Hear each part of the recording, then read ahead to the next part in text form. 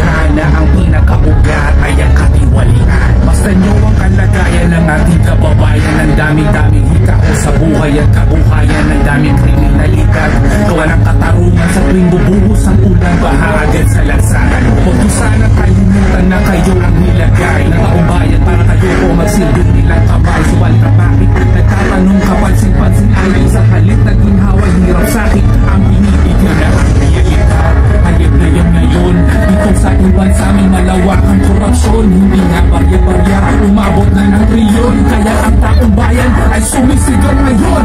Pakinggan nyo kay sigaw ng hustisya. Kung may investigasyon, dapat nakikita. Walang pinapaboran, walang tinatakan, para magkaroon ng kamayapaan.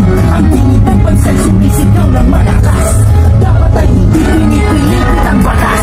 Ang dapat na gawin, patupad ang batas upang makabangon ang Pilipinas. Kapag mayroong pagkilos, mayroong inaayos. Kapag mayroong proyekto, dapat tinatapos. Kapag may anumayan at ito ay naunod, hindi dapat pagtakan, mayroong dapat manabot. Taong bayan ay unang hindi sarili kapakanan. Kung mayroong naging hakbang, dapat nakikitanan.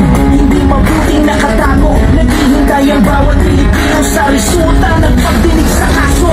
Sanang panangin, huwag nang magulat-gulat.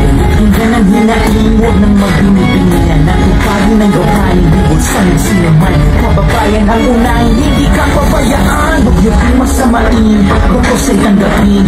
Ayaw po namin ang bansa na magulo. Ang nais po namin ang trabaho niyo gawin para sa mamayang Pilipino. Hinggan niyo ang pagsigaw ng hustisya. Kung may investigasyon, dapat nakikita. Walang pinapaguran, walang tinatakan,